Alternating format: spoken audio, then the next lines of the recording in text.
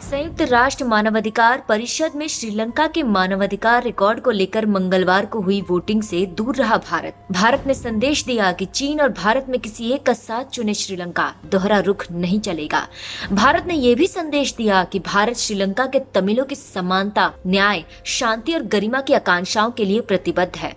TFI पर आपका स्वागत है। मैं महिमा पांडे आपको बताने जा रही हूँ कैसे भारत ने संयुक्त राष्ट्र मानवाधिकार परिषद में श्रीलंका के खिलाफ अपने रुख से उसे एक नहीं बल्कि दो संदेश दिए हैं। भारत ने मंगलवार को संयुक्त राष्ट्र मानवाधिकार परिषद में श्रीलंका के मानवाधिकार उल्लंघन के मुद्दे पर लाए गए प्रस्ताव को कुल 47 सदस्य देशों में से 22 का समर्थन मिला है।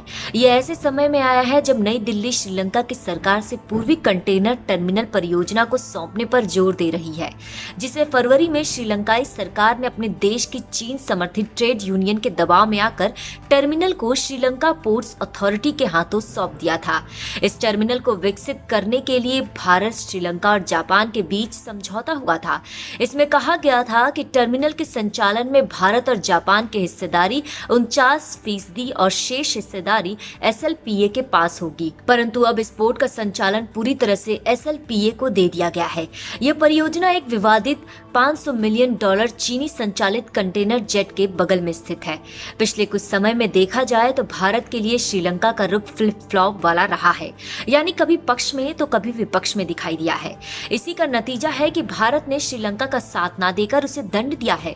यह अच्छी तरह से स्थापित है कि श्रीलंका चीनी ऋण जाल रणनीति का शिकार रहा है। श्रीलंका ने चीन के ऋण जाल में फंसकर हम्बनटोटा और कोलंबो पोर्ट सिटी को चीन को सौंप दिया था, जिससे भारत की चिंता बढ़ गई थी।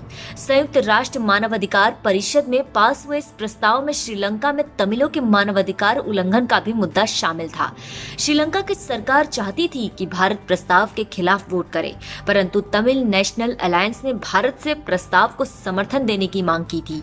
बता दें कि जो प्रस्ताव संयुक्त राष्ट्र मानवाधिकार परिषद के वर्तमान सत्र में पारित हुआ है, यह प्रस्ताव 27 जनवरी को उच्चायुक्त के कार्यालय द्वारा मानव अधिकारों के ऊपर प्रस्तुत एक रिपोर्ट पर आधारित है। रिपोर्ट में कहा गया था कि श्रीलंका गंभीर मानवाधिकार के उल्लंघन की पुनरावृत्ति की ओर खतरनाक मार्ग पर है।